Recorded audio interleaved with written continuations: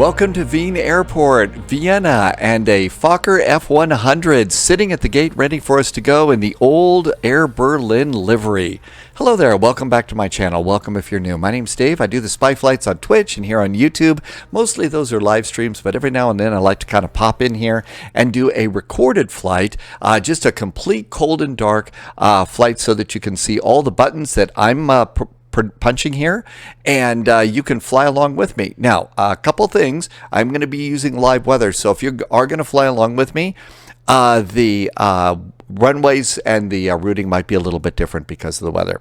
So here's what we've got planned for today. We're going to do a complete flight from Vienna to Berlin. We're not going to Brandenburg, though. We're going to Tegel.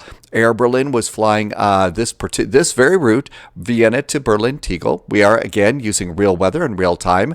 This is a historic Air Berlin route, and you'll need a Berlin Tegel airport, which there is one over in the marketplace. As I recall, it's not a real pricey one either. I'll show you some of my chase plane views, and the music that I was using is The World by Oi from Epidemic Tracks. And if you like that, it's actually a pretty cool song, both the instrumental version and the other version.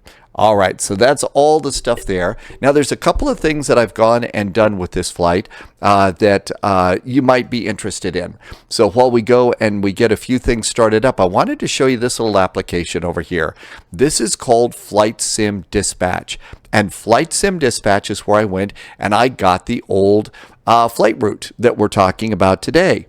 And if you want, if you look in the description below, you can go over to the Flight Sim Dispatch website and get Flight Sim Dispatch. It's a free download. It's really cool. You could also buy the developer a cup of coffee. Current version's 1.05.01. It's been the current version for a while, and this is where you can go and get all sorts of historical flight data.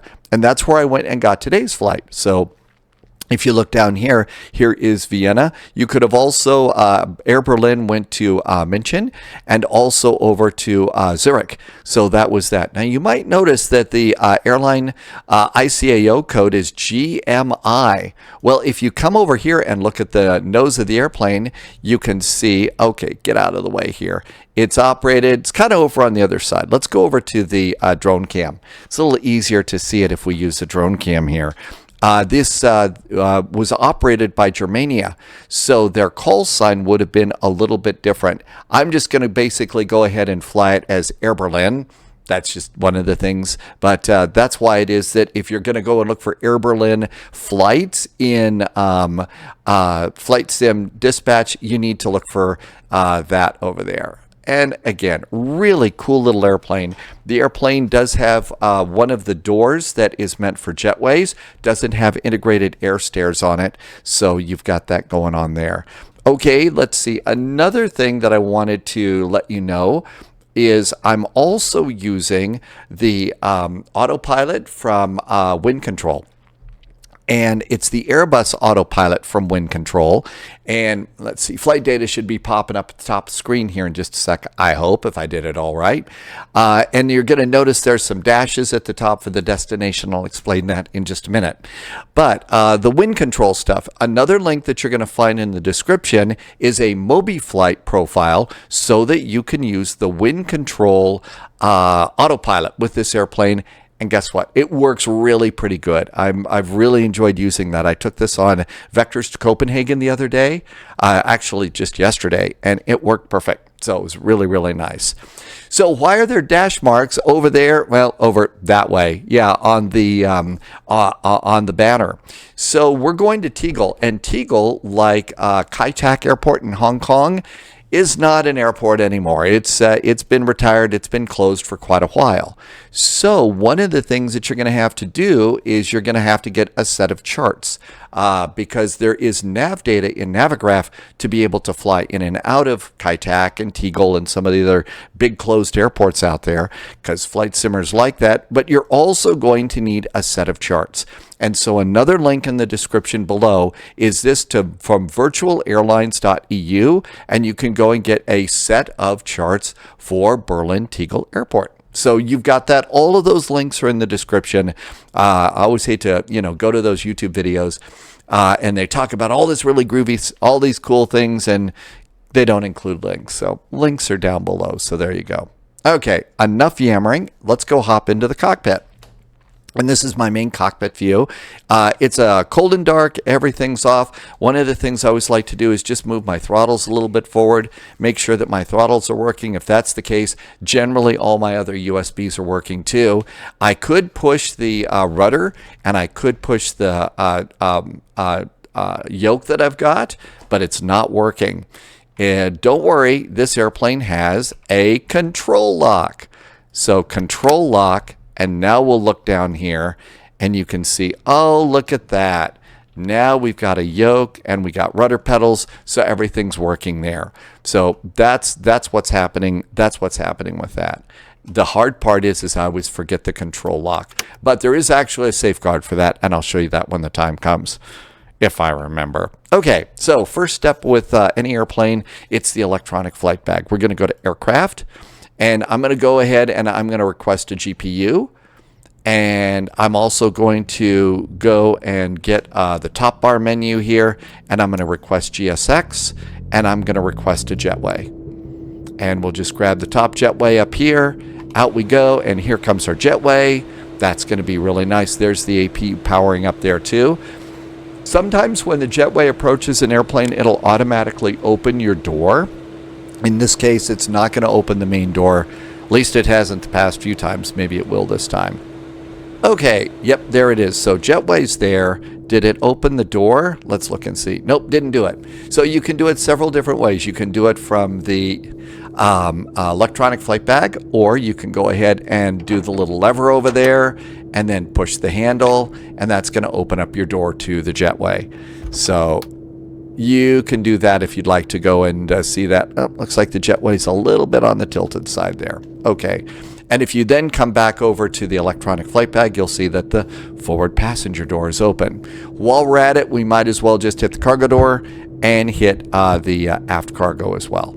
Okay, so now that we got those going on, let's come on up here, and I'm going to turn the power on the airplane, and I'm going to turn on ground power. Ground power is pretty good. As we come on down, we're going to flip the switch for the nav and logo lights. We're going to keep coming down here. We'll come over to this side and arm the emergency exit lights. And we're going to come up here and do the windshield heaters, 1 and 2. And that should be getting our airplane powered up a little bit. Very, very nice, right? Okay, while that's powering up, let's come over here. And we're going to go to the OFP page. And this should be our current flight plan.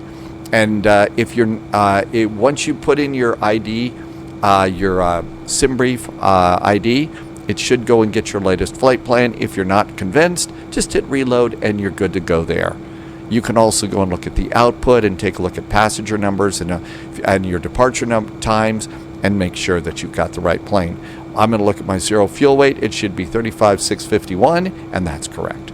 So that's the correct flight plan. We're going to come back over here to aircraft. I'm going to import these, and that's going to get my zero fuel weight, passengers and cargo, and also my fuel, what I need. Now, the numbers that you see off to the right, that's the current number. That's not the final number. So you got to load the airplane before these two numbers are going to be correct, okay? Let's start refueling. Let's just do 5 minutes of refueling. While that's going on, we're going to come on over here to Navigraph charts, and we're going to go to airport charts. We're going to go to departure, and we're going to go to taxi, and we're going to come down here, and I'm going to go, there's parking gates, and there's airport, and we're going to go to the SID, which is going to be the UNGUT to Charlie departure. Generally, these are in alphabetical order, so low, you kind of have to just look. There isn't a search function on these. Let's see, is there a designation list here? Nope, there isn't one there. So maybe I should have gone from the top. And Opson, okay, so that's it there. Rupert, I should have done this before the recording started. Lidva, Adama, Arson. These are SIDS. LANUX, lead, midway. Keep going. Opson, Rupert. Sovel, Stein, Imvod. Okay, Odsud. Nope, that's it. It's supposed to be Ungut. Amsud. Nope, it's not there. iRoot. Okay, have I gone completely past it? That's the hard part. It's going to be a 2 Charlie. Is the 2 Charlie over here? That's the low. Odsud, Otgar, Ungut. Up there it is, right there. Is it a 2 Charlie? Hey, there it is. We got it. And then I'm going to click on this one because if you're on VATSIM, they want you to make sure that you got your clearance altitude here. Your initial climb clearance. Sometimes they'll change it, sometimes they won't, but if there's one of these initial climb clearance things in here, it's not gonna, they may not tell that to you in your clearance, but you're expected to know that your initial climb clearance is 5,000 feet. So we got that one taken care of. Let's see, the other thing we need to go and do is come over here. This airplane does not remind you about transition altitudes. So 10,000 feet, and after departure, contact Veen radar when advised by the tower, and that looks like it's pretty good. So now we're good to go there, and that's pretty good for the flight. There is not going to be arrival charts over here. So remember I was telling you you were going to need your charts for this flight. And let's see, where are my charts? I had them. Did I just turn them off? Probably turned them off. There they are. Okay, so there's our Tegel charts. Let's also get the current flight plan in there too. Okay, there's Tegel. So coming in, it's the AKUDI 1 Alpha. Now I was looking for this earlier in the stars. And if you look in stars, there's an AKUDI 3 Zulu, but I didn't find the AKUDI 1 Alpha arrival. So my guess is we're going to need the AKUDI 3 Zulu. So this is going to take us to AKUDI, and that's going to be to the Klasdorf VOR. There's a transition here, so that's going to be look for RNAV transitions, and this one is the LANUX. We pick it up at Klasdorf, right? There it is, and it's going to be the Klasdorf 8 left for our runway. So we're going to come in here at flight level 110. Yeah, you have to tilt your head off to the side like that, like an idiot. And then at the end of this, it's going to be 3,000 feet for the runway. So we've got that over there. And then come on down to the ILS for 8 left. Those are SIDS. And there's the runway. And then the ILS is 8 left. It's going to be 109.1079. And there's LANUX up there. I think that takes us right into the runway. Right into the runway. And then over here at the airport. So the airport itself, 8 left. We're going to be exiting. Doesn't look like they've got a high speed over here. Doesn't look like there's a high speed going up. By the way, this is sort of like our pre-flight briefing. So if we come in on 8 left, we would just basically be able to maybe do a slow speed exit at Tango Echo. These look a little bit too... I don't think those are real taxiways there. No, wait a minute. I'm wrong. We're going the opposite way. That's the military apron. We don't want to go there. Yeah, we do have a high speed. We want to get off here at Romeo Echo, and go into the gate there. So exiting to the right. Good. Boy, am I glad I caught that. That would have been embarrassing. So we've got everything that we need to do with the flight plan, and that is good. We got our charts ready to go. Let's go back to the aircraft. And refueling is complete, so that's really good. Let's come on up here. I'm going to go ahead and flip on the APU. Oh, interesting safety tip about this airplane. Let's come on over here and look at the APU switch. Oh, let's go this way. So there's the APU switch right there. And let's look at this really, really closely. And I'm going to kind of go at it from the side here. Okay, so there it is, and we're going to get in really close on this. There's a couple of interesting switches on this airplane, and they're safety switches. So if you look over here, you can see where I've got my mouse over here, and it's the turn it with the mouse wheel. See how I can turn it on, but I'm trying to turn it to start. I can't do it. So the problem with that is this was a safety switch. You can turn it on, but they kind of want you to mean that you want to start it. Now, you see my mouse pointer here? It's the little half circle. Watch what happens when I move the mouse to the right over the center. Now it's got the little finger. Click it and watch what the switch does. See how it lifted up? Now we can turn it to start. There are several of those safety switches where you have to click it first and then turn it so that you're able to go and do that. The nav system is the same way. Okay, let's go ahead and I'm going to start turning up some of the old CRTs, and I'm turning it up about 4 clicks on the mouse wheel, each one of them. And these are the ones for the center monitors here, so those are up. The ones for the captain are up here. So just 4 little clicks, 4 little dial positions. And since the co-pilot is out picking up in-flight beverages for us, I'll do the co-pilots. 2, 3, 4, and 1, 2, 3, 4. Okay, now all of those are good. There's one more set of lights that you could do if you'd like, and that's over here. And what this is backlighting. So you notice over here on the panels, there's basically 2 of them over here. Let's look at it from the side. So you see there's 2. So let's go over here, and I'm going to go 1, 2, 3, 4, 1, 2, 3, 4, 1, 2, 3, 4, and then 1, 2, 3, 4 on the bottom. Did you notice that down here, now all of a sudden we've got backlighting or integrated lighting on the control panel? We've also done that with the captain's side, the co-pilot's side, the pedestal, and the upper panel. These 3 also have floodlight controls. So you can also add some floodlight in there if you click start dialing on the lower side.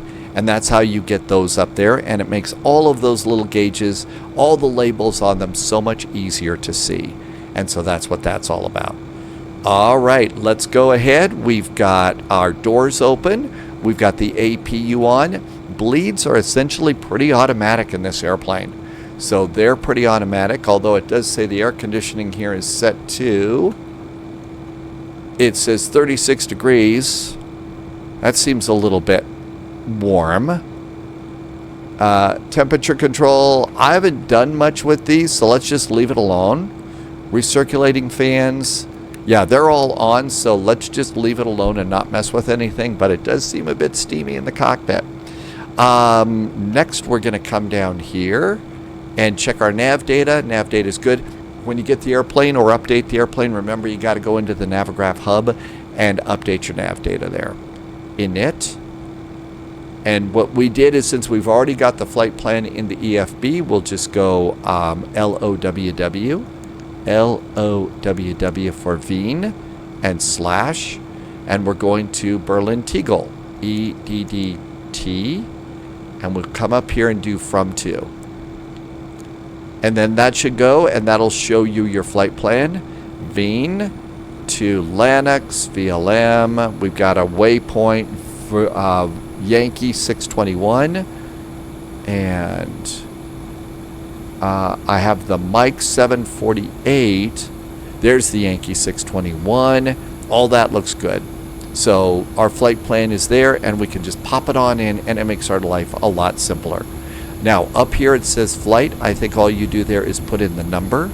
So slash 123. Oh, we got to clear this. Now slash 12441, and then we put that up there, and now our flight number is in there. Did you hear that the fans are going on? We now have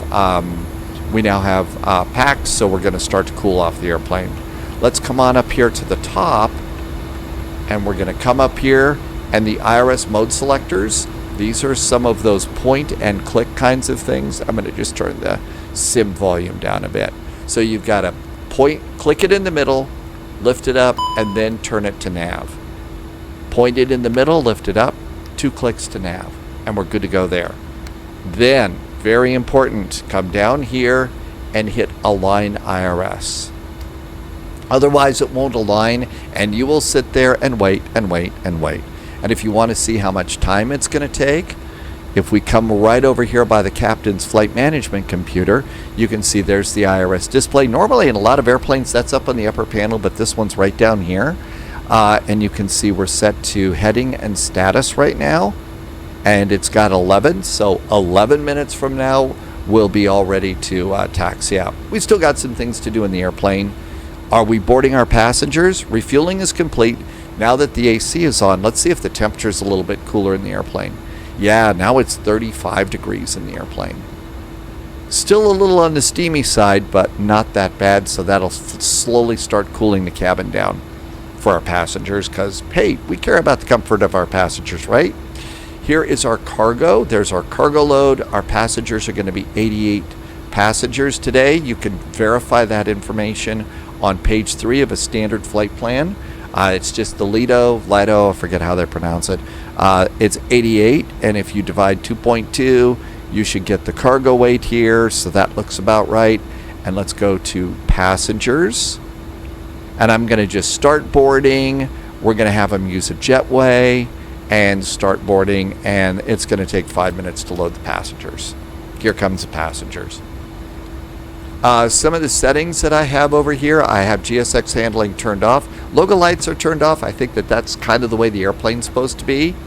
Auto cabin music, I turned that off, and I turned off the auto jetway stuff. I'll take care of that.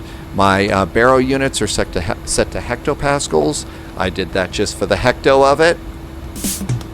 And there's your first stupid joke for the video. And IRS align speed, it's going to be real. You know, we'll have a little bit of immersion, not too much immersion. Generally 11 minutes. By, in 11 minutes, I'm ready to go and do startup and pushback. I'm also going to look at this point. My total fuel weight is 5.6. I'm going to look over here at the flight plan, and it says 5.6. How about that? That's pretty good. Okay, passengers are boarding. Let's go ahead and start doing some more airplane things. I'm going to come over here, and we're going to do the backup artificial horizon. Uncage that. That looks pretty good. And let's go into our departure and arrival.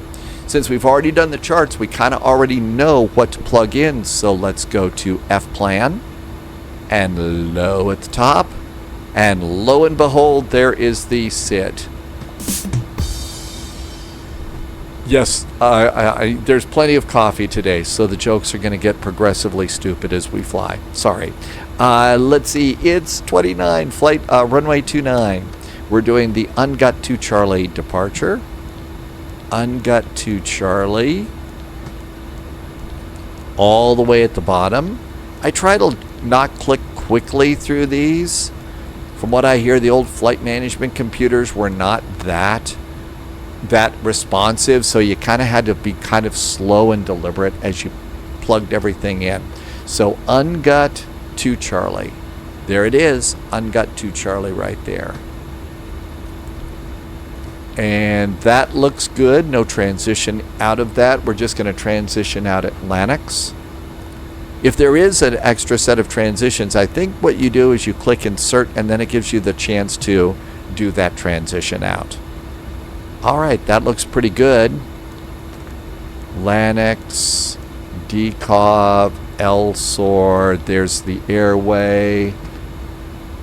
And then AKUDI. Yeah, AKUDI is our last waypoint, so Tegel. And again, even though there's not going to be Navigraph charts in Navigraph, there is the Navigraph data for airports like Tegel and Kaitak. And we got a star over here. By the way, holds do work on this airplane. We're expecting the ILS runway 8 left. We're doing the AKUDA. Now, we've got the 1 Alpha star loaded here.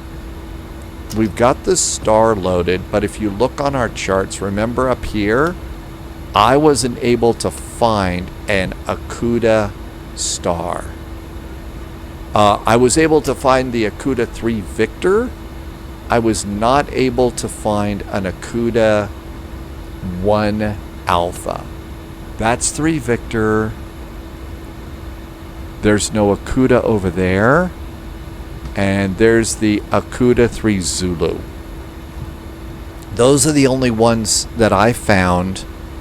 And the 3 Victor takes us to a waypoint. I was deciding that I was going to do the 3 Zulu because that takes us to the Klasdorf VOR and our transition. So we're going to do the AKUDI 3 Zulu. And all of that looks good. Now you notice that there's transition and stuff, there's nothing that popped in there. You can't click it. It doesn't give you the transition. But if you do insert, now all of a sudden there are your transitions. At least your transition from the star to the ILS. There were probably no transitions coming into the AKUDI VOR, so that's why there weren't any. And it's Klasdorf, I'm probably mispronouncing it horribly, I'm sorry, KLF, and now that's in. And we're just going to kind of look through here. So hit flight plan, takes us to the top. My guess is there shouldn't be any kind of route discontinuities. Everything should be connected up, every waypoint. Ladies and gentlemen. And look at that, it's all good. So that looks really good. Passengers are loaded. Nope, nope. Please let one of our flight attendants know, and they will be happy to help. I think they're still loading. Remain seated with your seatbelt fastened whilst the remainder of the passengers board the aircraft. Yeah, I think that they're still loading, although it's not showing up here. Oh, 92% are done. 92% of the car of them are done. So we're not on VATSIM right now. We don't have any ATC. How do we get the weather? There's several ways to do it. In this airplane, we can go back to the OFP page and go to the METAR page. Let's hit refresh. And there isn't going to be METAR for Tegel, but it is going to give it to us for Brandenburg. So no METAR there, and I think it should say Brandenburg. I hope. EDDT. I thought it was going to get at Brandenburg stuff. Oh well. I guess not. Maybe it's nearby. Anyhow, let's go ahead and start over here. Our altimeter is 1015. We can go ahead and plug that in down here. Look at that, 1015. It's all set. And we have 4 minutes till 3 minutes now until the alignment is done. Boarding is complete. Hey, boarding's complete. How about that? All right, so that looks really good. We did, after reading the departure, the SID, we know that our initial climb clearance is 5,000 feet. I'm going to dial in 5,000 with the autopilot. There's the autopilot, and that looks really good. So the altimeter's set, and that looks really good too. What else kind of trouble can we get into? And boarding is now indeed complete. I'm going to go and start getting ready to get out of here. So let's disconnect ground power. Ground power is now disconnected, and we're running off the APU. Let's disconnect ground power over here, and that's going to turn down. I'm also going to come over here and try and close the forward passenger door. There's the forward passenger door closing. And then we'll kind of come up to GSX, and let's go ahead and operate the jetway. And so the jetway should retract itself.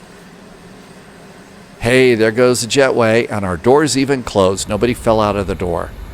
And I'm going to check our parking brakes, and our parking brakes are on. Oh, by the way, if you've got like the Thrustmaster TCA Airbus Captain's Pack throttles, the parking brake setting that you use for all of your other airplanes works just fine here.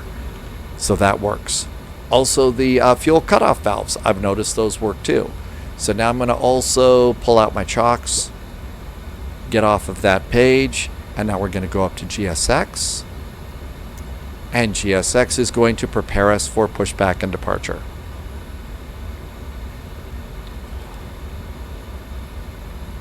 Hey, there's our ground crew. Hi, ground crew. Hello, Captain. We are ready for pushback. How convenient. So are we. Way to go. All right. This is looking really good. So while that's going on, let's come on over here. And now we get to do, this is one of the new parts of the airplane. This is the performance calculator for takeoff and landing, and it's a really good one. So we're already on the takeoff page, and it's very simple to work. Departure check Import completed. the aircraft, Aircraft been inserted. import sim brief weights, import the weather. Okay, so all of that looks really good, and you can review it all down here at the bottom. So there's your 0 fuel weight, that's correct. You can review the weather, that looks good, and it gives us all of our runway info. So over here, we're departing out of Vienna. Looking gear. There's no runway slope. The runway is dry. Flaps are auto. Anti-ice is auto. No anti-skid's good. Everything is just fine. So now all we got to do, I don't want to force a toga because I don't look good in a sheet. So let's do calculate. And it calculates. So let's see, what do we got? Our flaps are going to be 0. We're going to do a flex takeoff at 35 degrees Celsius. Trim is going to be 3.0. I'm going to go nose left, tail right. Release parking brakes. Transition altitude is 1,000 feet. Thrust reduction and acceleration, I think that's updated with this. I'm not 100% sure. And now that all that's good, let's go ahead and do export the weight. That's the current weights back into the flight management computer. Export the speeds. That goes there goes the speed. And then export toga and flex. And if we come down here, it says takeoff speeds are loaded. Takeoff gross weight is loaded. Block fuel is loaded. And now we're going to come over here, and we could go to init and go to next page, and all of that should be in there. It says 5.6. Let's look and see what's in the actual airplane. It says 5.6. Really good. So all of that looks like it's great.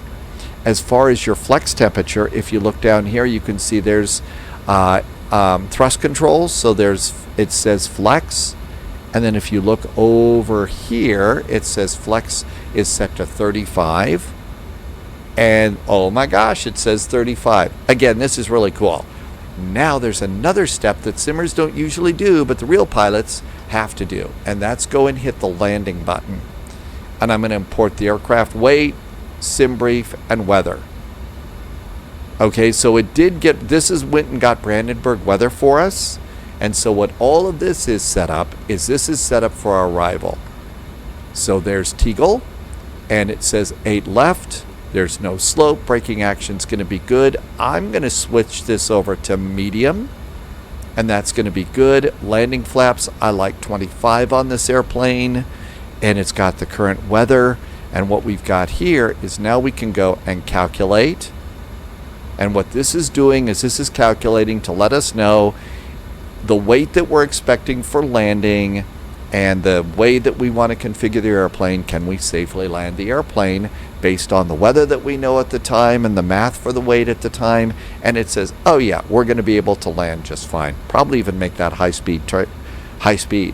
But again, this is a really cool thing, and the real pilots, they actually do this before you push back from the gate to make sure that you really can land when it's time to land before you even leave the gate. This airplane lets you do that. I think the iFly 737 MAX, go check out that takeoff calculator. They actually have 2 landing tabs, one for before departure and one for en route.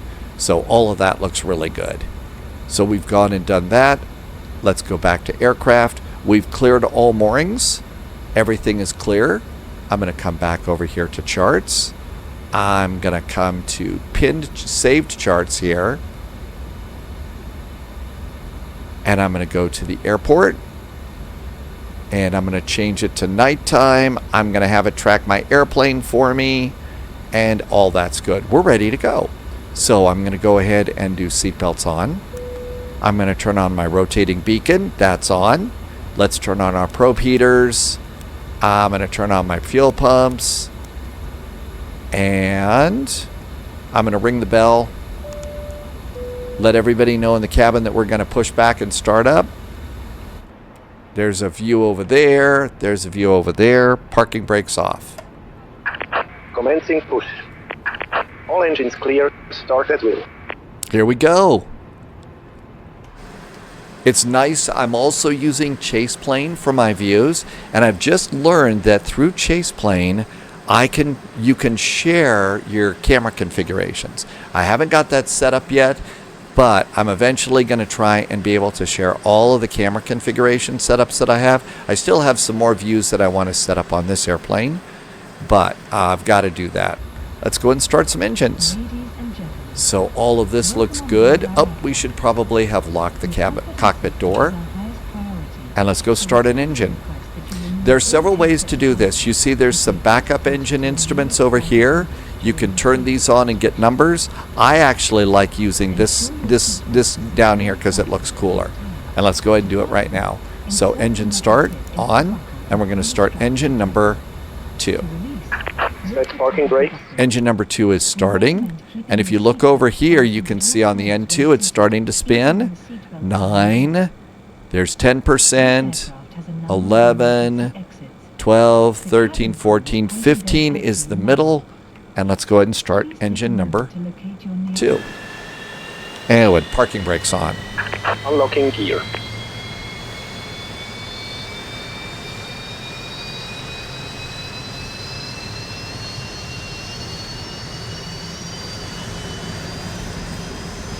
I'm not on VATSIM. How? I guess I've got some static traffic going in. I normally don't have static traffic on at all. I don't know how that happened. Unless, is that Elevate X getting traffic in? Tow truck disconnected. Bypass pin removed. Left is I'm clear, canceling right the is flight. clear. Does Elevate X bring in traffic? Let's see if it's that. No, maybe they've just got some static traffic here because we're not on VATSIM. That doesn't normally happen. So I've got a setting that I've got to go and fix. There's our gear pin, and they're going to wave at us unless we were rude, and we're not rude. Let's go and start engine 1. Engine number 1 starts.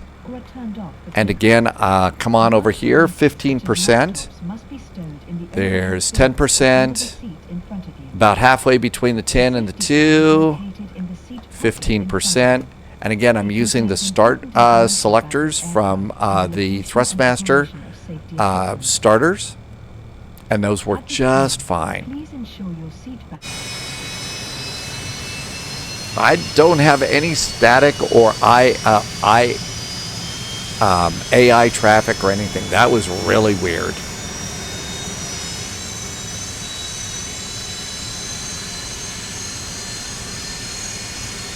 Okay, so we're going to be going to runway 29 today. It's a real simple taxi, Mike, all the way out to Alpha Tango. And then on the ungut departure, we've got a couple of tight turns on departure. And the first one is really cool. So this one, just for surrender using the autopilot. You want to fly this by hand anyway. At 1,000 feet, you start your turn. And it's a tight turn down to Whiskey Whiskey 296. And then out we go. So that is going to be our departure. And then we'll go and turn it over to the autopilot later. All right, let's go ahead and zoom this in here. And we got 2 good starts on our engines. So that looks pretty good. I'm going to turn off the starter. Starter goes off. Let's go ahead and turn off the APU. APU's going off too. Departure altitude. Come up here to the upper left-hand side. It's 600 feet. The elevation for departure is over here, and you set that for both departure and arrival. So we're going to go to 500 feet, and one more click is 600. And we have to set the elevation when we're landing in Berlin. Okay, so that looks really good. According to the takeoff, this airplane, actually, they don't do a lot of flap takeoffs. So flaps are going to be 0. So no flaps, but we do need to set the trim to 3.0. And the trim's right down here. It's got a really groovy little sound. 2, 3, and 3.0. And that looks good too. Let's come on up here. We're going to do constraints, airport and traffic. Let's see, our V2 speed. Our V2 is 144. I'm going to dial that in up here. 144. 3. There we go. 144. I'm going to go ahead and arm the auto thrust, nav, and profile. Oh, can't do that until you turn on the flight directors. Now we can do nav and profile, and we're all ready to go. Let's taxi. So posture check, make sure that we're sitting in the correct position for flying around. I'm going to do taxi lights extend and on. And that's a little light here in the nose of the airplane. And you can see the little light is extending. And then once it extends, it should go on. There it is. We got a taxi light. And let's adjust the chair straight up. Parking brakes are going off. Tow brakes are on. Release those. Now this airplane does need a little bit of a bump of the throttles. Now we're starting to taxi a little bit, but I'm going to run him forward a little bit more.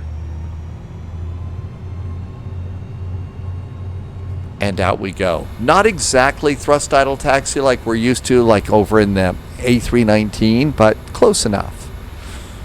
Now then, we'll come down here. I don't really have a view set up for this one. So there's a little button here. It's the takeoff config button. Uh-oh, it doesn't like something. Takeoff config. Ah, the control lock. I forgot the control lock, as I usually do. Control lock. Off. Let's try it again. You could also just look down here, I guess.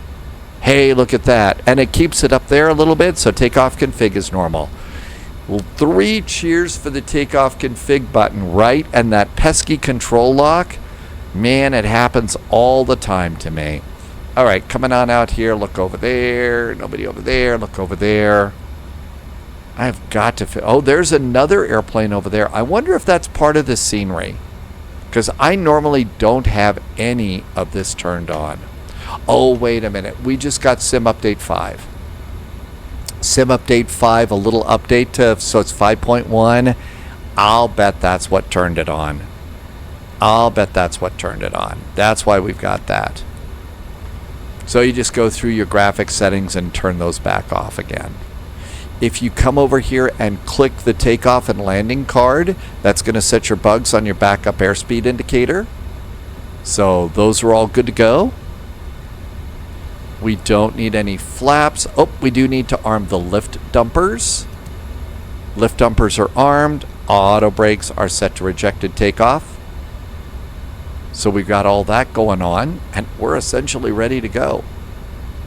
If you're flying along with me right now and you're kind of punching buttons as I go about this, one of the things that we'll do is after departure, we'll start our climb out. Probably I will hit pause for 15 minutes of cruise. This is a relatively short flight, but I'll hit pause on the cruise so that you don't have to sit and listen to really bad jokes during cruise flight. But we'll pick it up at about 75 miles from top of descent and stuff. Okay, all of this is set over here. I'm going to go back to charts, and you can see we're coming up here. And we're going to go over to Alpha 2 for takeoff today. My gosh, there's another one over there too.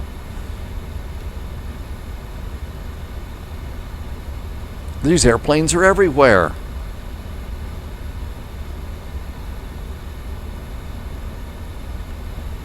The cabin itself is a very nicely done cabin. The seatbelt lights work, no smoking lights work. Just Flight airplanes are rather famous for boarding music, and you can turn on the oven in the galley. You can boil water in the coffee pot. It has bells, so if you'd like a little bit of immersion there, you can do that.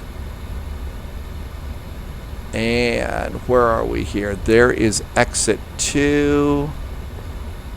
There's Mike. Okay, I think we should go, and I'm going to do, let's go over at exit 2 and get over on taxiway, Mike, because that airplane's coming right at us. Or as Lloyd Bridges said in the movie Airplane, it's coming right at us. Anybody over there? Nope. Anybody over here? Nope. Let's come on over and just get out of that airplane's way. Generally, if you're flying around on VATSIM and stuff, you really don't want the AI airplanes flying around because that just causes trouble.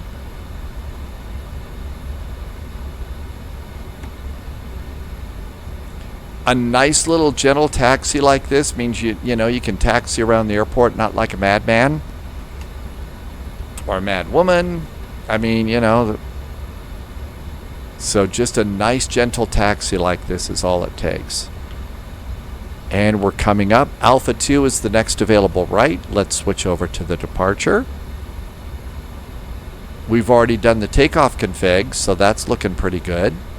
If we were on VATSIM, sometimes they tell us we're cleared for takeoff all the way out here. So I'm going to extend the landing lights. The landing lights on this airplane, they've got one on the nose and two out on the edges of the wingtips. So little light bulbs are flapping down right now. But I'm not going to turn them on because if we turn them on now, it would blind the pilots coming in the opposite direction. And that's just rude. So we won't do that. But we do have strobes, so, you know, line up and wait at least, right?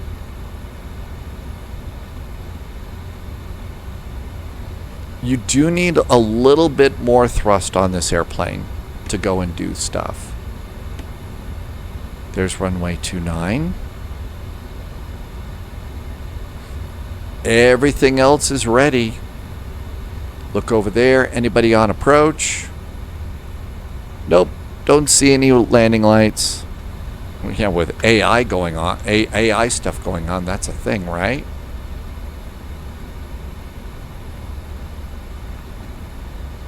And around we go there. Landing lights can go on. Landing lights are on. Throttle's up about halfway. As the throttles are coming up, we're going to go to run on the elapsed timer. That looks really good. Our engines are stable. So engines are stable. There's a hidden button to press to get takeoff thrust, and that's underneath the flight director. It's a little screw button thing there, and that gives you takeoff thrust.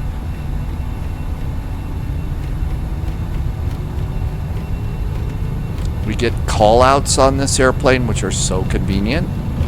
So you can kind of keep it on the center of the runway.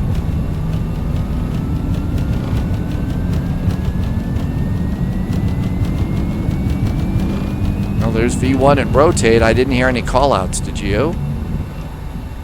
There's a nice takeoff. Gear up. Gears going up. And there is 1,000 feet. 1,000 feet, we start our turn. It's a fairly tight turn.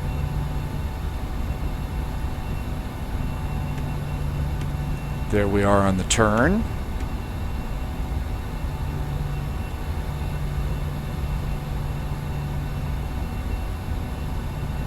And a lot of this is the nighttime transitions here in Vienna. They do tend to take noise abatement pretty seriously at this airport. Climb thrust. There goes climb thrust. And just following the flight directors on this one. Looks like we're doing pretty good. Lower the nose a bit with climb thrust.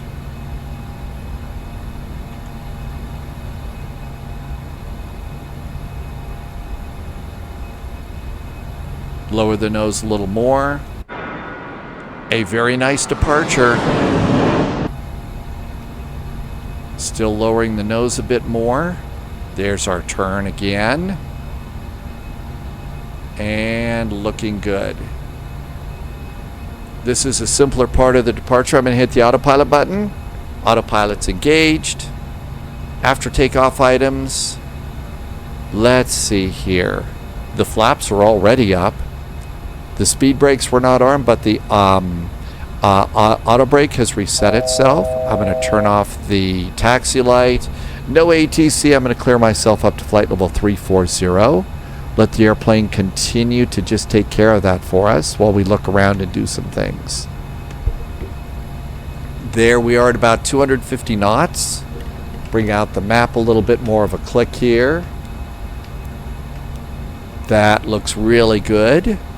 I was very bad. I did not set up the transponder.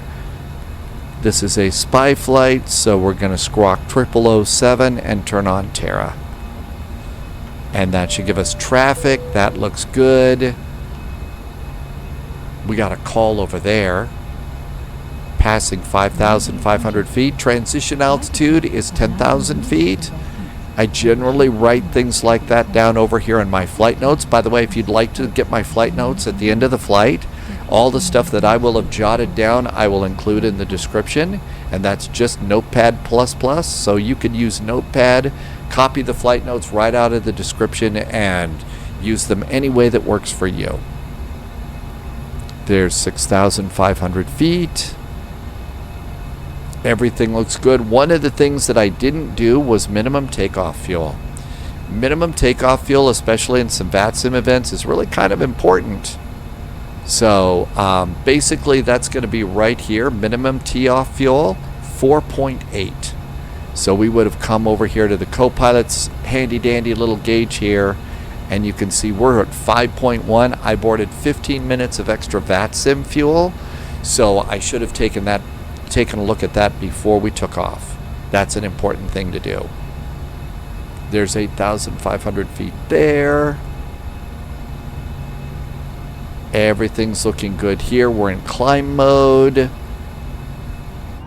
Passengers getting incredible views. And, you know, this is a part of the world that did get some scenery upgrades.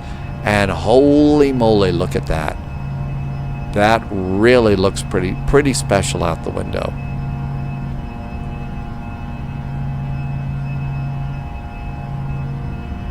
Really does look amazing, doesn't it? I think that the view coming in, so there were, I don't know if we're coming in, there was a view going into Berlin Tegel that got you some really, really great views of Berlin coming in. Okay, coming up on 10,000 feet. So autopilot, there is the altimeter, standard. And that's going to change everything to standard, except down here, that's going to have that still there.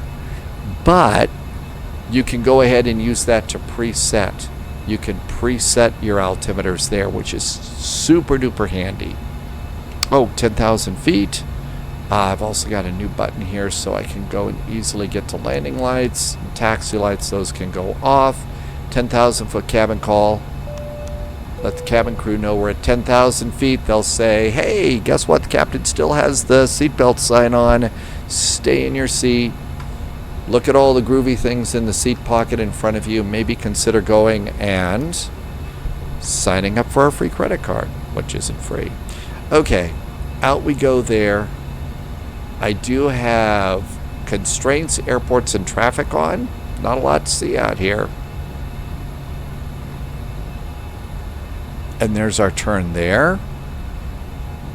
We can come over here to the charts page. And now we're pretty much done. We're not going back over here. So this is usually when I'll just go and turn all of these off if we don't need it. And exit out of charts, and we can just go to en route. There's several choices for en route charts, which are really nice. You could also do just the world chart. And that's going to be really nice for figuring out if you want to be a little tourist like I am. So you can see Pressbaum and other towns along the way. Also some mountains and roads. So I kind of enjoy getting to look out the windows, you know, and see things. There was one time I was doing a south departure out of what was it? Salzburg. And I was doing, it was a little more of a GA kind of a flight, not a big jet flight, and flew right past Kassel Hohenwerfen in a small town of Werfen, south of Salzburg. And if you remember the old Richard Burton, Clint Eastwood, World War II movie, Where Eagles Dare. That's where the castle is, near the town of Orphan. So altimeters are standard. Our climb's going really good. Come over here to the other co-pilot. The co-pilot's going to tell us that we are 320 miles from Berlin. Have not gotten descent forecast to work yet.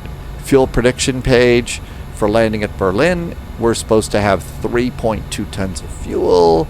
We can come over here and take a look at our flight plan. And for this, I will go and I will look at final reserve and alternate fuel. It says 2.2. This says 3.2, so that's a whole extra ton of fuel. And if you look at final reserve, which is supposed to be 30 minutes of fuel, is about 0.9, almost a ton. You can see we've got plenty of extra fuel for flying around. So if we have to do a go around, if ATC pops in and says, you know, you need to go and hold for a while, you can do all that. Let's go and try and fix my problem here. So it's easy to do these sorts of things. We're flying along. Let's come up here and we're going to go to, which one is settings here? Oh, I think for the kind of settings that I want to do, you have to go and escape first. I was going to try and turn off the AI, but I think to change the graphic settings, we have to escape out of the airplane and then do settings. I don't think we can do that and still just fly like we are now. You can, in the upper menu, you can change weather. You can change controller settings. I don't think you can do graphic settings. So let's not do that because this is a pretty good flight so far. This airplane does not climb like a Banshee. So one of the things that I'm told is if you purchase this from Just Flight, you got the F100, which is what we're flying, and the F70. And they use basically, I think in most cases, the same, they use the same engines. So if you're in the Fokker 70, not as big of an airplane, not as heavy, these engines are going to be a little more efficient for your flight. So this is a little bit more like, it's a little bit more underpowered on this airplane. Not bad, but so it takes a little bit longer to do a climb. 18,000 feet. We'll go over here to flight plan. Now then, there's several other things that we can go and do. We can go to tactical. Let's say ATC called and said maintain 250 knots in the climb. You could come to the tactical page here and put in 250 and hit that and select it. And that's how it is that you could do slow your speed down, or you could just manually control the speed. There are two ways to do that.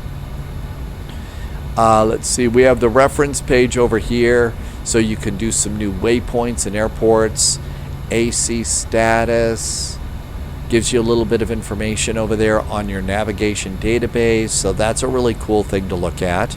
Mode, this is our econ climb mode, and we should have several. So the next page should be cruise, not allowed. How about up and down? Nope, only lets you see the current mode. So we're in econ climb mode. There's direct twos. Interesting on the direct twos. So if all of a sudden ATC calls and says direct to Victor Lima Mike. So once you click Victor Lima Mike, your hold happens. You don't have a chance to set, not your hold, your direct to happens right then. You saw immediately, we immediately went into direct to Victor Lima Mike. So when they tell you to do a direct, you don't get a chance to click it and then say execute it. Surprise. I learned that the hard way, playing around with that one day. I usually generally I will leave this over on either flight plan on this side, or I'll go back to mode or tactical. And then this one I'm going to leave over on progress. And I will flip between this one. This gives me distance to destination, and that's pretty good. And our climb's looking nice. We're on the 120 mile map range here. And then you can see there's the VLM VOR. Oop, there's our top of climb. So you see how far we got to go for top of climb on this? And the views outside the cockpit are outside the windows are really nice. So sometimes, just like everybody, I will wake up on the wrong side of the bed, be cranky or whatever reason. And one of the ways that I'll go and feel a little bit better is for morning coffee, I'll fire up Sim, put it on a flight, take it off, autopilot, and just go back there and have a little view outside the window. We've got satellite photography scenery, so it's sort of like, hey, this is what it's like between Vienna and Berlin. So really, really nice to just go back and, there's a nice view from the window of the airplane there. It's kind of one of the things that I like. Nothing else to really worry about here. So let's see, we are coming over Drosendorf. You can see we're about ready to go into Prague. I think it's Praha is we're about ready. So ATC would probably tell us to change over. So again, you get to go and take a look at all sorts of cool names, figure out where you are.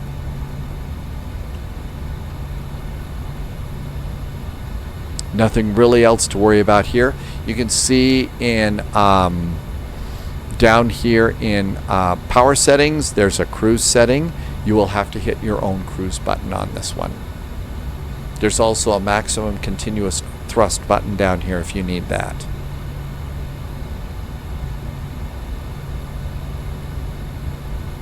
$2,400. 2,400. Generally, I do seatbelts at 25,000 feet. Seatbelts in the back of the cabin. So let's see, here we are seated. That's about a usual view for me. And if you look up there, hey, look at that. We've got seatbelts and we've got no smoking. I don't think any of the other buttons here work. Let's see, come up here. You can see my top menus flashing. I can hit Control Alt T and that takes care of the top menu. I think I had to go and get something at flightsim.to to make that work though. There's 25,000 feet, so seatbelts. Seatbelts are off. Come on back to our seat. Look up there, and sure enough, seatbelts are off. Ladies and gentlemen, That's pretty good. turned off the fasten seatbelt signs. You are now free to run We've about got the cabin. about 60 miles to top of climb. Those around you. We recommend keeping your seatbelt fastened whenever you are seated.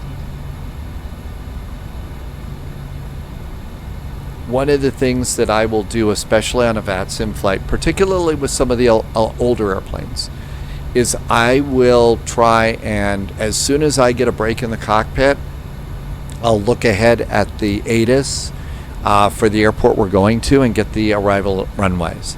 Sometimes you kind of have to flip a coin if they've got multiple runways, but generally you can kind of, check your horoscope and make a relatively good guess about your arrival runway. And then I'll start setting up for my approach. In an older airplane like this, you're going to be a little bit busier in the cockpit. So we've got to be ready for doing the descent. And so I usually will get things started a little bit sooner.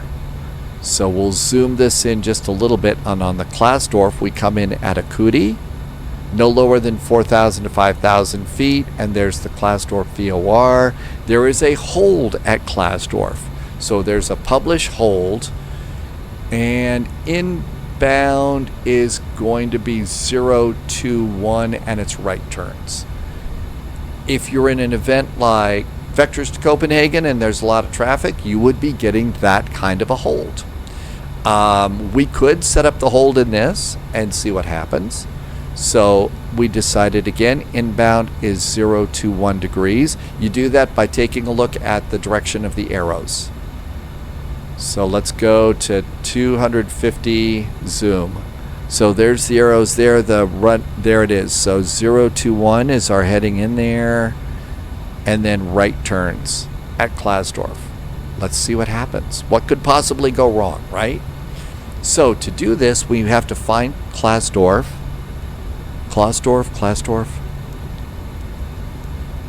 There it is, KLF. Click it, and it says hold. There's our hold. Now, inbound is 021. 021 degrees is our inbound course. We're making right turns, and then you could also, they might tell you that you spend a minute 30 or a minute in the turn. So up here you could, or they'd like you to do 5 mile turns. We'll just leave it at minute turns, and I'm going to insert that into the flight plan. And now we're going to come over here and go back to flight plan. And there's VLM, DEKOV, ESLOR, OSKAN, AKUDI, and look at that, there's our hold.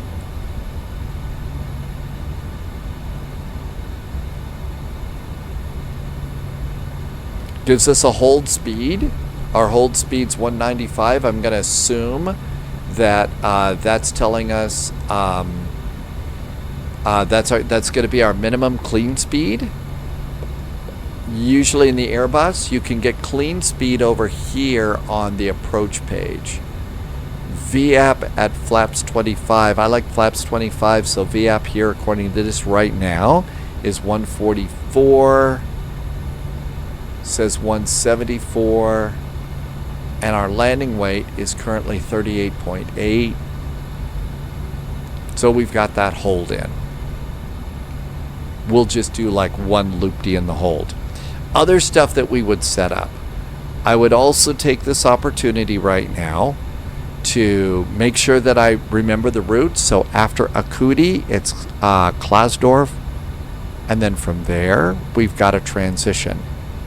And the transition is going to be Klasdorf, so it's going to be a KLA. Those are stars. Here's a transition, LANUX.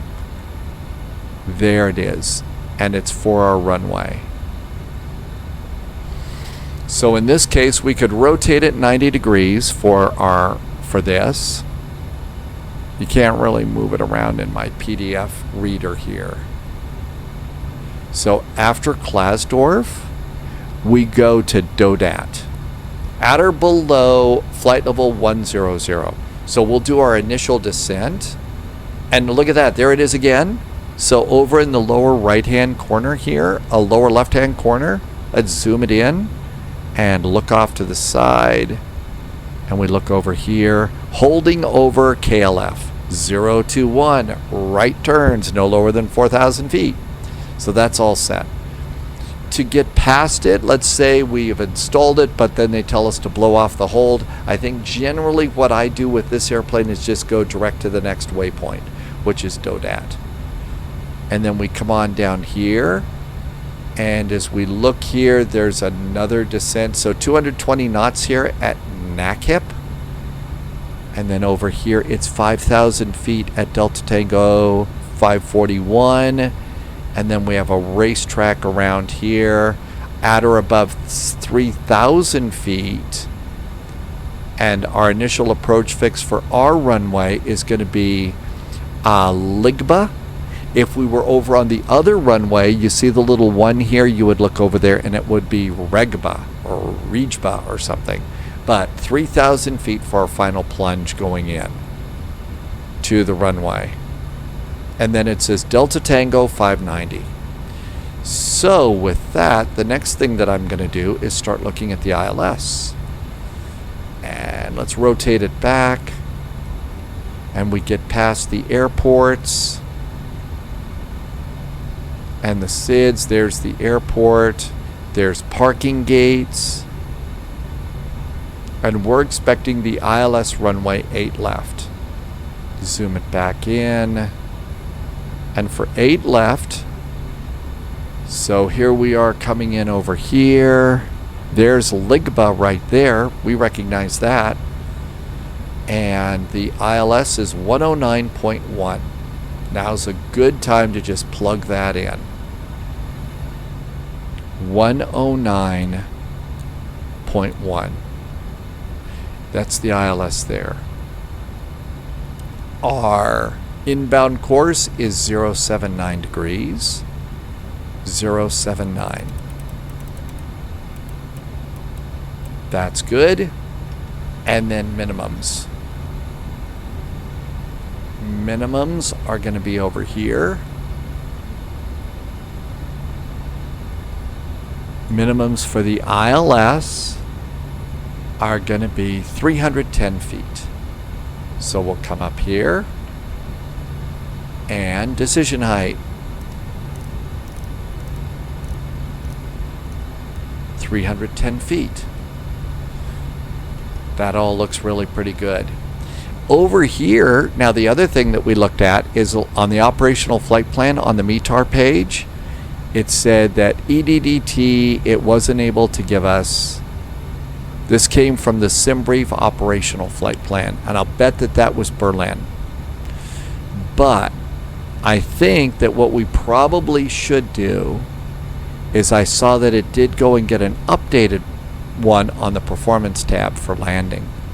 So on the performance tab, I'm going to import live weather again, and it's going to say, oh no Tegel, but we did get you Berlin.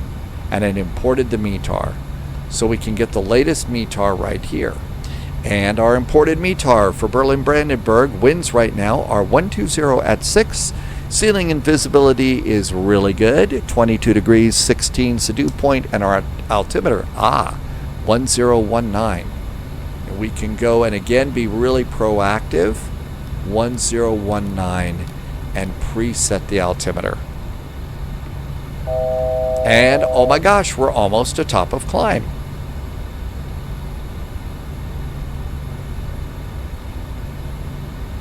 So top of climb, it yelled at us about 700 feet. Yelled at us, it gave us the little alert. This airplane doesn't yell at you.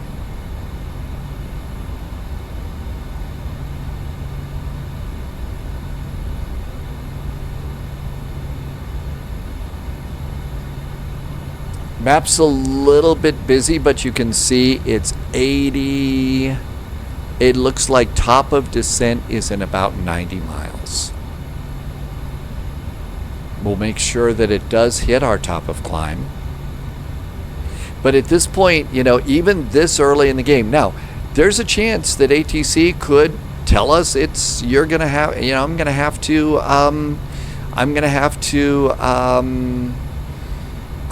change the runway. And if we do, all we do is plug it in then. The stuff that we've done, and I've done it early like this, it just reduces the workload in the cockpit, particularly on a busy day in VATSIM. And if it's a busy Vectors to Copenhagen, Frankfurt Friday, Saturday night ops, you know, Dallas overload, whatever it is, the sooner you get some of this done, the better. So now we're at our flight level 340. We're good to go there. Our speed's coming up. That looks good, but we do have to come down here and go from climb mode to cruise mode. Cruise. And you can see that N1's going down a little bit. So it's setting our cruise power. And that should be good.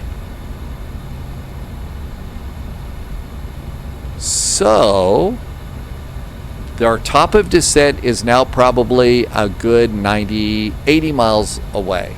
90 miles away is top of descent.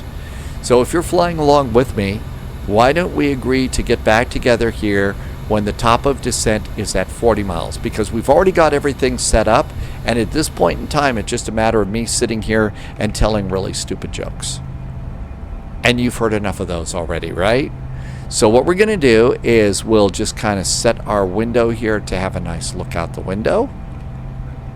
I'm going to go and get another beverage for our landing. And I will see you 40 miles from top of descent.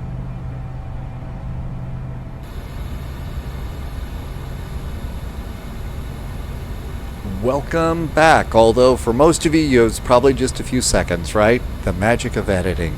You can see the top of descent indicator has just passed the 40-mile range ring here, so top of descent is fairly close to us. And welcome back into the cockpit. Thank you for flying along with me. I hope you are doing well. Thank you for taking the time to watch my silly little videos here on my favorite airplanes. This one has rapidly become a favorite airplane. It works very, very well. We can take it into some big fat sim events, so that's made this one an awful lot of fun. While we were away, I did go and check in, and since the last little sim update, one setting did change because I don't usually have any AI airplanes flying around, and to do that I went over into settings and I went to general and online, and I turned air traffic to off. So my guess is we shouldn't see any more AI airplanes flying around here. You can also see air traffic and career. I haven't done any career stuff. We do have live weather. Multiplayer is off, but when we do fly multiplayer, it's over on the East server. And and I've turned my multiplayer replication models to high just because when we're flying with friends on the live stream. So anyway, I thought you'd like to see that I did turn the traffic off over there, and that took care of the traffic. I hope. We'll see. Nothing else. I went and got a little bit of extra tea, and that's really the only thing that's going on here. So we've got all of our preparations for the descent. We are in altitude nav, and everything looks good for the arrival. Let's see. We are in profile mode, nav and auto throttle mode too. So let's go ahead, and the airplane will automatically start your descent if you set it up. So remember over here on our charts, we noticed, okay, that is the ILS chart. We did set that up, right?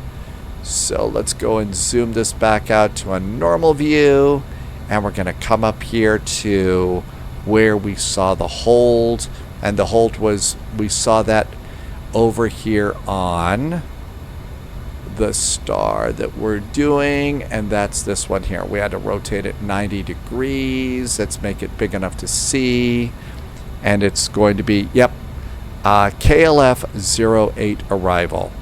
And holding over KLF. So it says no lower than 4,000 feet, but it says at or below flight level 110. We've got a 5,000 foot altitude here at Delta Tango 541. Why don't we go ahead and just choose that for our initial descent? So I'm going to come over here, and we're going to go 5,000 feet. 8, 7, 6, there's 5,000 feet. So we're set over there. 5,000's good. Now you see it says altitude in blue here. I want to change that to profile descent. So the way that you do that is come over here, and see my little mouse pointer over here? It's just a regular pointer. Watch what happens when I put it over the bottom part of that knob. See, it's a down arrow. Let's click it and come back over here, and it says altitude. And I think it started our descent right now. I didn't want it to do that because we still have a good 15 miles to go. I was hoping that it would descend, it would put me into profile. I messed that up. I did something wrong. Okay. Well, we do need the, we can't go any lower than 5,000 feet at Delta Tango 541. So we started it a little bit sooner. We need to be at or below flight level 100 at Klausdorf. So I guess there's no real harm at this right now, but in the past I've been able to click that little button and it's taken us to that altitude, and now we've stopped descending.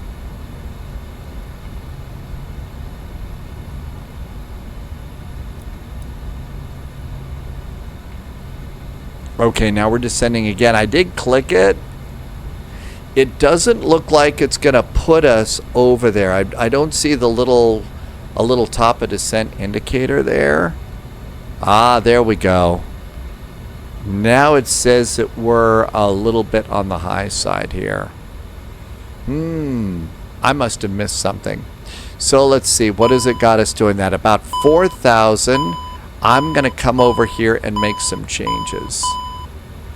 Okay, I think it's a little upset with me here. So we're going to descend. It is speeding up. I think it's telling me that it wants. It is upset with me again. We're picking up speed. Let's get the speed brake out. Oh, and by the way, the speed brake on this airplane is either off or on. There's no like half speed brake or full speed brake or anything like that. Okay, we're still going to be a little bit past the Klasdorf on our descent to 5,000 feet. We're descending at... We're 1,300 feet above. Speed's coming down. It's a little upset at me about something, obviously. Sorry, airplane. It's going to probably just beep, right? Okay, there's 260. We'll maintain 260 for the moment. We do have the hold up ahead in about 20 miles, so we can use the hold for our descent. Hey, that'll work pretty good, right? That'll work for our descent. Now then, clean speed. It says 194 for the speed. So we'll just go ahead and dial that in right now. Probably not the proper time, but we're making it work. So 194. That's good. Airplane's going to slow down a bit. Let's reduce our rate of descent now. Instead of 4,000 feet per minute, how about 2,500 feet per minute? And we'll use the hold to help our descent. So the top of descent did not work out quite the way I was hoping for. Hey, we've got all sorts of cool stuff to learn, right? We're descending pretty good, and we'll just use the hold to help us do our descent. That'll work. Over here, let's do an import on the aircraft. Import on SimBrief, import on weather. It's going to get Berlin. Altimeter is still 1019, no big changes. And I'm going to recalculate. And so VREF is 139, VAP is 144. I always add a few to that. And that's going to be, so we'll call it 145 to land with flaps 25, auto brakes medium.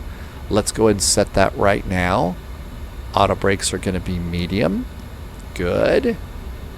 And we're 10 miles from the hold, so we'll just do the hold for a little bit. And we're way too high. So top of descent, I did something, and it made the top of descent not very, very pleased with me at all. Very, very cranky. There's 194 there. And we'll just kind of continue that. Speed's pretty good. I'm going to go ahead and put speed brakes back. Look back here. You can see there's the speed brakes. Close the speed brakes. Again, this airplane, they're either open or closed. It's no halfway. And you can see now we're picking up a little bit of speed.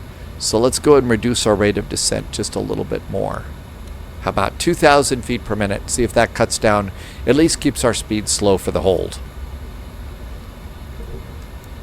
And there's our hold there, and it should enter it right now. Be a very good airplane and do that for us, right?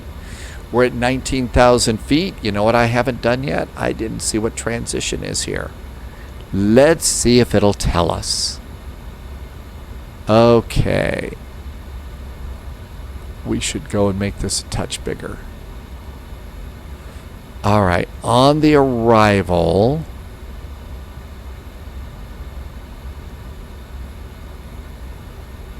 Now let's make it a little bit bigger.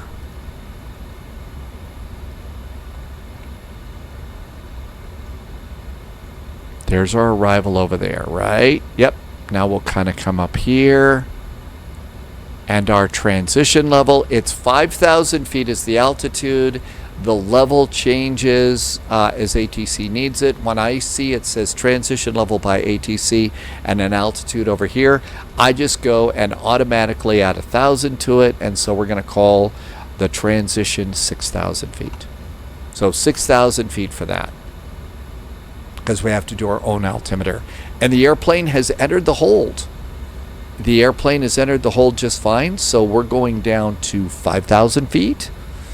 We'll just go and let the airplane use the hold for our descent. And we'll exit the hold and all will work well. Right. Everything else is looking good. Our runway is 4,810. I think we're going to be fine. The runway itself is... it's going to be down here. It's great that somebody took the time to set us up with these really nice charts. Kind of hard to navigate though.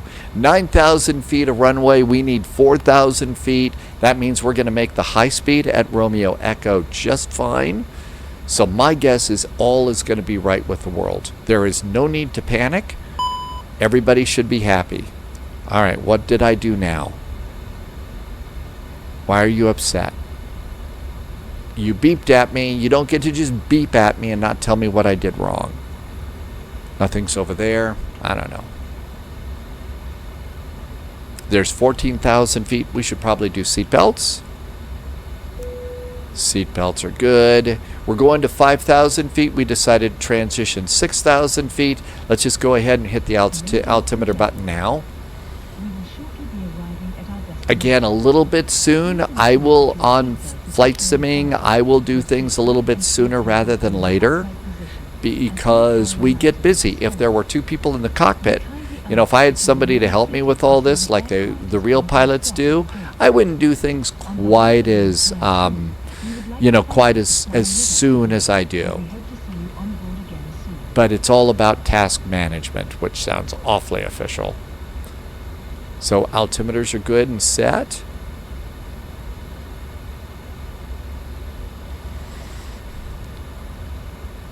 We're set for flaps 25 landing, so that's good too. There's 12,500 feet. So obviously some part of this flight did not go according to plan. But if you kind of stick with it and stick with the flight, it generally does go according to plan and it works really good for you.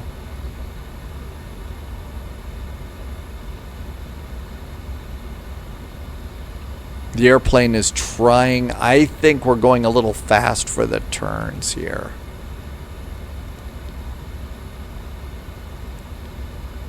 There's the hold.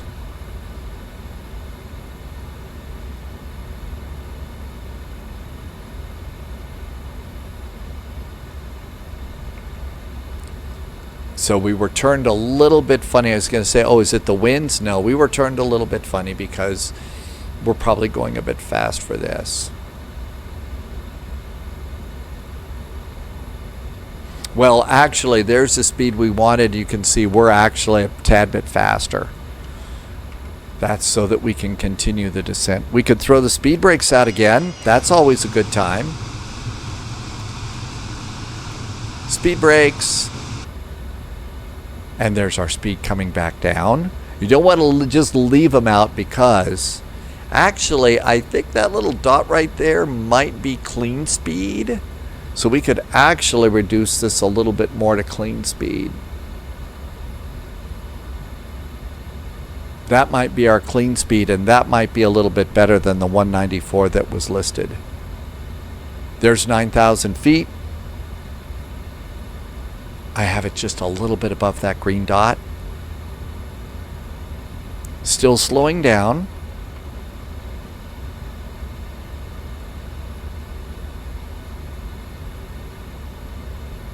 Now then, after the hold, what we'll do is we'll go direct to LANUX.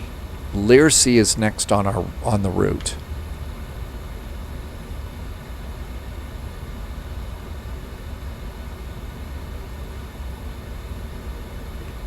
There's 7,000 feet. There's LANUX right there. Do we want to get out of it right now? I mean, we're getting close. So one of the ways that we could do that is we could take control of the whole of heading. Let's see if it works the same way. I'm going to pull the heading on the autopilot, and our heading is 354. And let's go ahead. Yeah, so heading, we could go and just get this over to 354. Now, there was a speed restriction in this, and that was 220 knots. So in the descent, I'm going to kick it up to 220. Since we're not in the hold anymore. And we're going to continue around to LANUX. And generally with these older airplanes, what I like to do is I like to go and use heading hold to get in the general direction of the hold that we want, of the waypoint we want to go direct to. Get there, and then I will go, let's put speed brakes away, and now we're going to go direct to LANUX. So direct to LANUX, and then come back in, and we need to pop in nav. Nav's got us taken care of there, and we're direct LANUX. We're at 5,000 feet, and that's kind of what we wanted. Let's get ready for the arrival here. So we've already got the ILS set.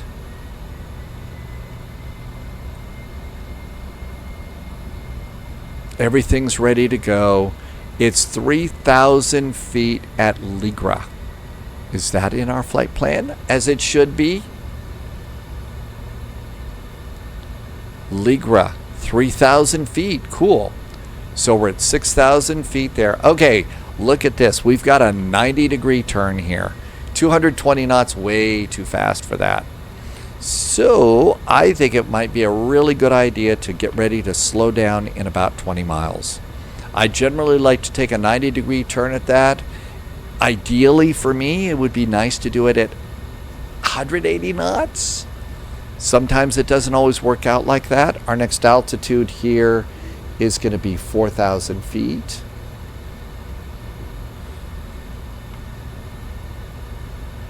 So we'll do 4,000 feet. 220 right now until we get to LANUX. And all of this looks good, so now I'm going to go over to takeoff and approach. VAP according to this is now 142. I'm going to add a few. We'll call it 145 for landing. Passengers getting a nice view. It's sunset. We just passed a wind turbine farm on the left side and some nice farm country over here.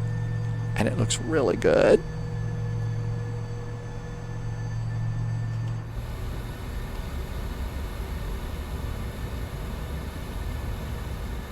We already kind of briefed it, but one of the things is we've also got to keep, remember, landing and taxi, we're exiting to the right. Exiting to the right. All of this looks good, nothing else to worry about. We've got the ILS already programmed in. It's staying the same. We could change the TCAS to below, especially on the arrival. That's a good thing to do.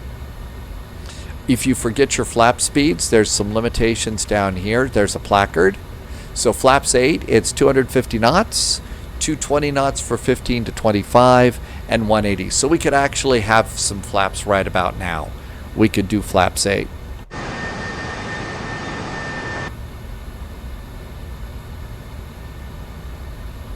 We seem to be just cruising along pretty good.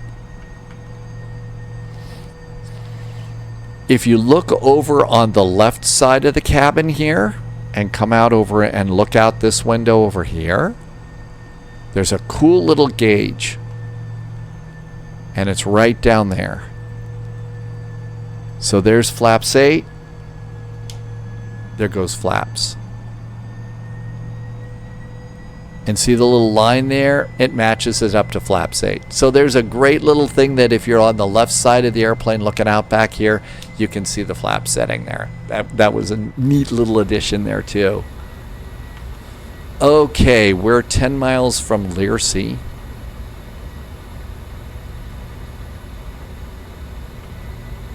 $4,000 feet or above. So let's go ahead and I'm going to do a gentle descent now of about 700 feet per minute.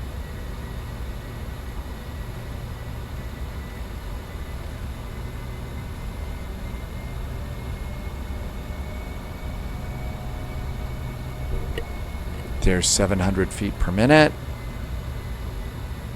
for 4,000 feet. Coming up on Leersea for 10 miles. Let's go 180 in the turn. There's 180 in the turn. Bring in the map another click. That'd be a good idea too. And now it's time to come up here. And you know, like in the Airbus, you've got to arm the LS landing system, arm the approach. That should turn it on, and there is all of a sudden, look at that, we got a localizer. Hi, localizer. And now we could also do our next flap setting.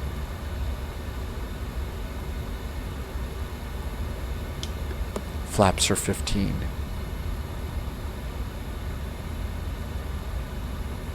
And you can see there go the flaps back there. I should set up a camera view on the other side so we can see the groovy little gauge.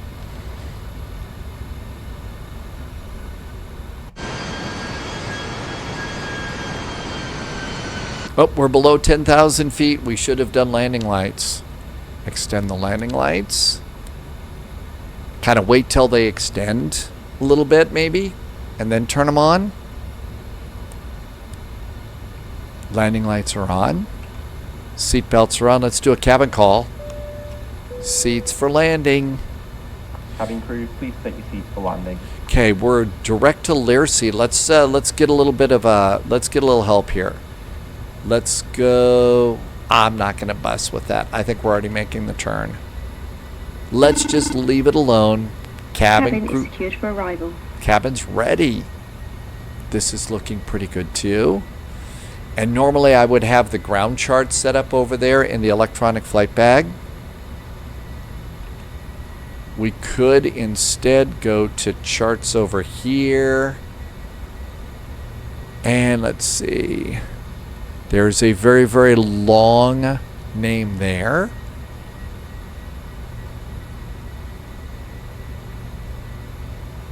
Looking for some names that I might remember.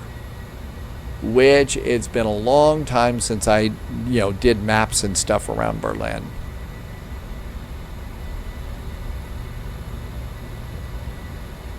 Yeah, it already said beyond Leersea, so let's just leave stuff alone. And let's see, flaps 15 and 25. So that's 220 knots. We're at 80. We should go to 25. Flaps are 25 at 180 and making the turn. Let's make our turn. Come on, airplane. There's our nice little turn and a nice view outside the window. Still an awful lot of farm country out here, but as I recall, the approach into Tegel, we get a lot of groovy views in Berlin. One of the things that I haven't done with this airplane that I need to start doing is that it does have a good set of interactive checklists here. So we would basically be on the approach checklist here. So seatbelts are on. Approach settings are checked and set. Crew briefing, yeah, right. Altimeters are set, and so that checklist is kind of complete. And so we do have these. Now, I don't know if it verifies it for you or anything like that. So still above 4,000 feet there. Our next altitude is going to be 3,000 feet, so I'm just going to dial it in for now. And I believe that was that final plunge altitude. So yeah, it was 3,000 feet at, looks like Ligra.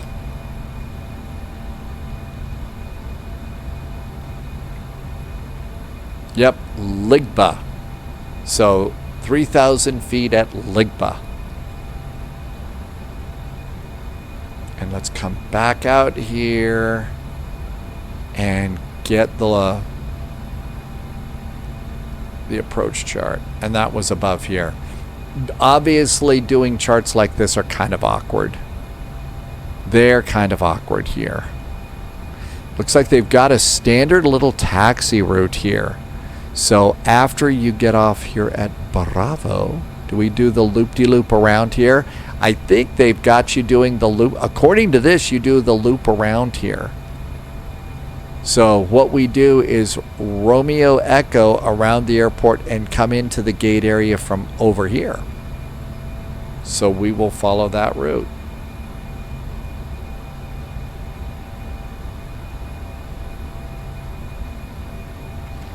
I've got glide slope and localizer, although the localizer looks a little bit off. That looks a little bit off to me. Guess there's no real way to check this, right? No maps in here. That looks a little funky. I mean, that looks really off. LW 838 is where it says we are. LW 838.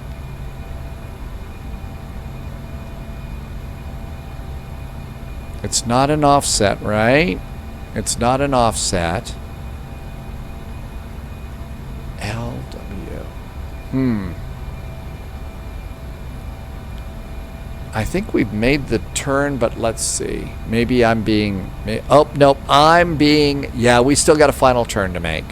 And I slowed down way too soon.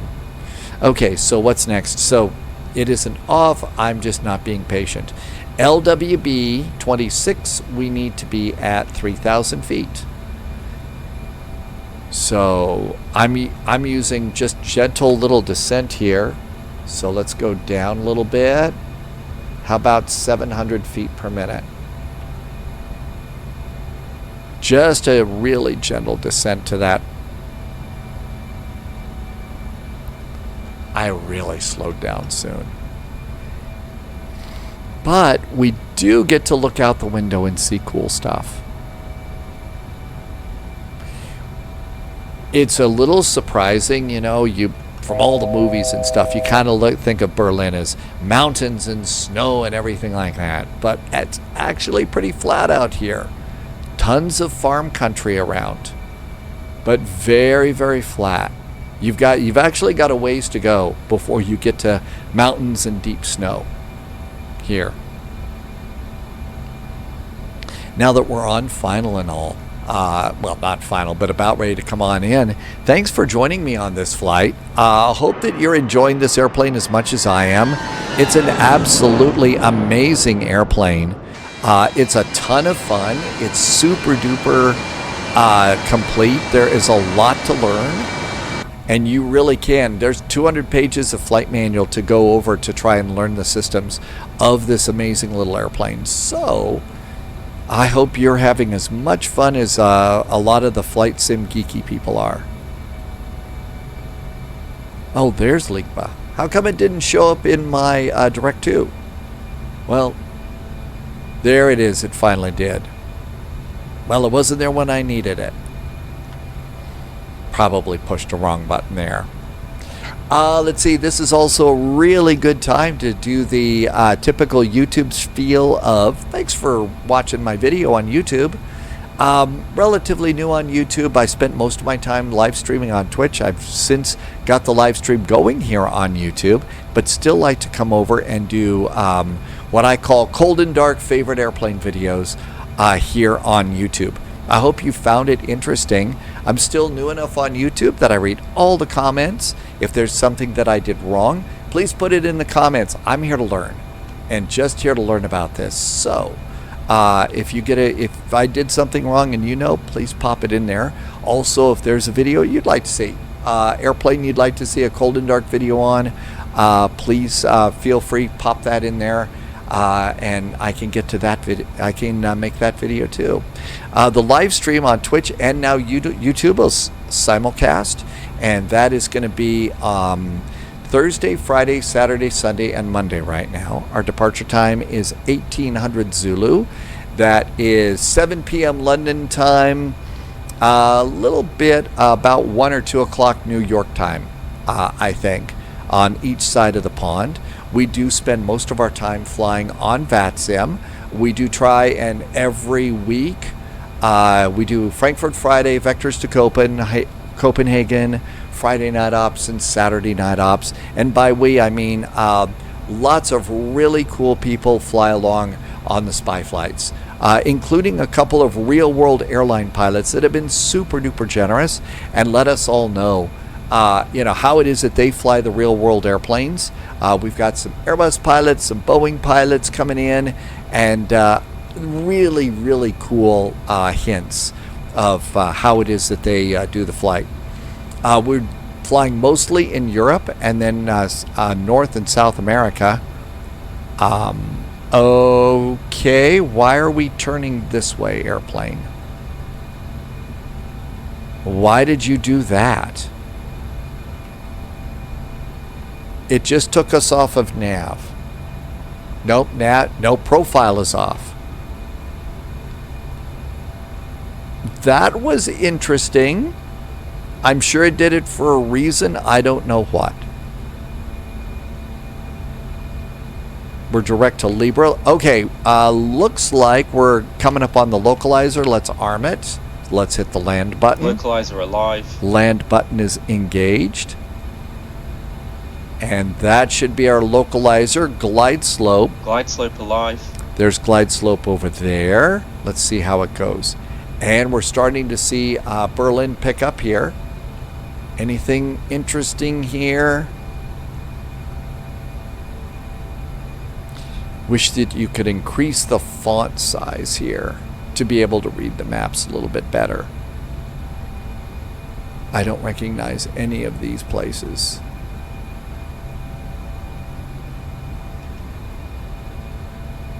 This is also an incredibly cool time to be flying in around sunset, is you really do get to see a lot of detail, but the lights are starting to come on too. So sunrise and sunset is when Microsoft Flight Simulator really does some cool stuff. Looks pretty good to me. We are 10-mile finals. I think landing gear would probably be a good idea. Interesting thing about this airplane when you do landing gear, it deploys. It's a little loud because of the jet noise.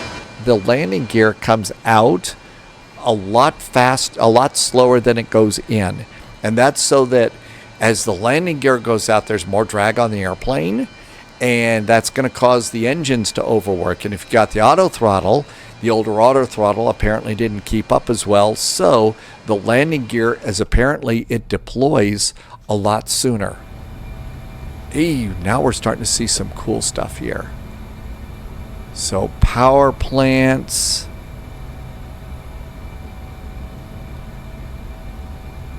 Should start to catch the downtown area too. Oh, I got an airport.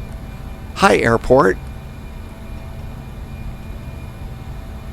All right, so 180 basically until 5-mile finals.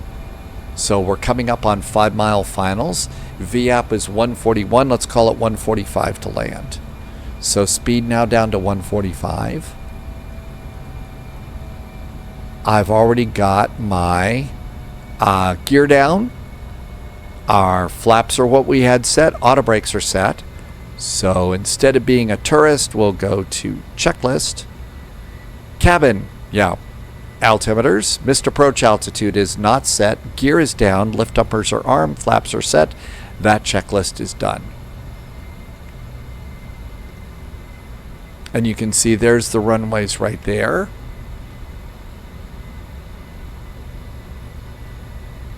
I think you were supposed to be able to see Tempelhof from part of the approach too, if I remember correctly. Tempelhof, I used to have a scenery for that. That's the old Downtown Berlin Airport. I don't know where that is anymore. Okay, airplane's doing pretty good. Everything is set. This is about the time that I'm going to go ahead and disengage the autopilot. And autopilot is disengaged. Captain's got the airplane. No, there's no reason to panic. You don't need to call for legal assistance. You don't need a parachute. It's going to be fine. Using the little pink diamonds there in the glide slope and localizer to help, mostly with the descent. You can kind of keep your airplane centered up on the localizer. Because it's a flat computer screen, you don't have quite the depth perception that you'd like to have. Glide slope. Yeah, we're getting a little low. 500. We're exiting to the right. There's glide slope a little bit better. A little bit of a breeze from the right blowing us to the left.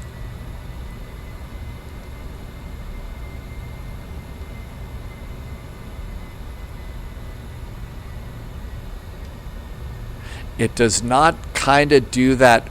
If you're used to the Airbus doing the self-trimming and stuff, it doesn't quite do it like that anymore. 100 above. Auto throttle will disengage on touchdown, so I'll Minimum. just generally leave the throttle in. Landing. 100. 50. 40. 30. 20. 10. A little off to the side there. Reverse. Reversers are good.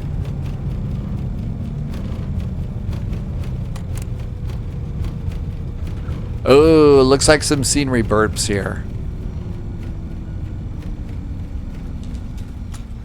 60 knots.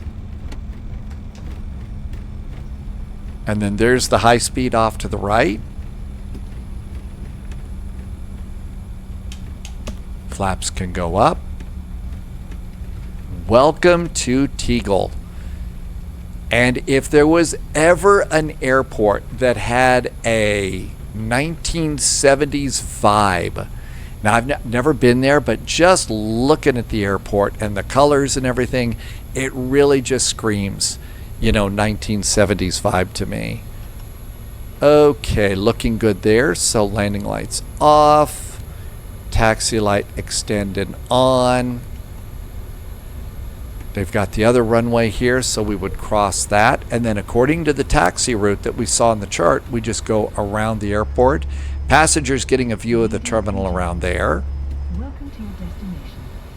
Please remain seated with your seatbelt fastened until the aircraft has come to a complete stop. And around we go. The seatbelt sign has been turned off. Use caution when opening overhead bins, as items may have shifted during the flight. On behalf of the entire crew, So there's a taxi route over there. But I think according to the taxi chart we saw, we kind of come all the way around here. And I don't know if we zoom this in, we're going to see anything else on the map. Probably not. And then we're going to need to keep the throttle up just a little bit, go grab ourselves a gate, and we made it. Let's see. I actually turned off. I did turn off Volanta, so I didn't get to see the landing rate. Didn't get to see the landing rate here.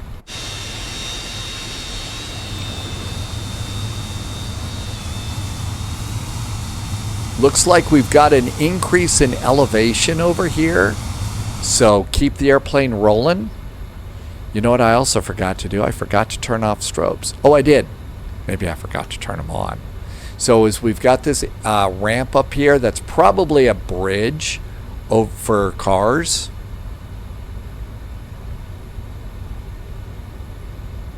So I'm going to kick my throttles up here. Otherwise, we'll stall out on the top of the bridge. And then back to idle. And oh no! Not the very best quality bridge here. It's an old... Not a good quality bridge at all. Airplane is not pleased. Airplane is not happy. Probably damaged something. Now I hear something clicking badly. And there's still a bunch of the traffic around here. So it doesn't look like I got it turned off after all. Doesn't look like I got... Yeah, I don't think that there would be an E-jet at Tegel. So I've got to go and work on that. Let's see. APU. And you remember you got to press it and get it going. I also forgot to do landing elevation. Maybe that's part of what the problem is. Let's see. That's going to be up here.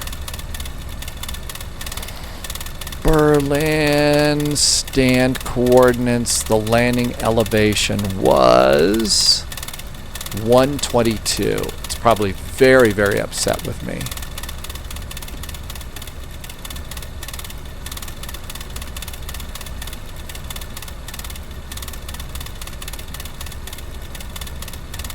I wonder if it's upset with me because I hit those bumps too hard. Something's not happy. Did have some old jetways, but I mean, just the look of this thing just was super duper old. Had a few friends come into chat over on the live stream and talk about they were actual passengers here. And they said it had developed an old funky smell and stuff. Oh, this has got a really interesting way to guide yourself in. You see the green thing next to the jetway? So that's how you were supposed to guide yourself in.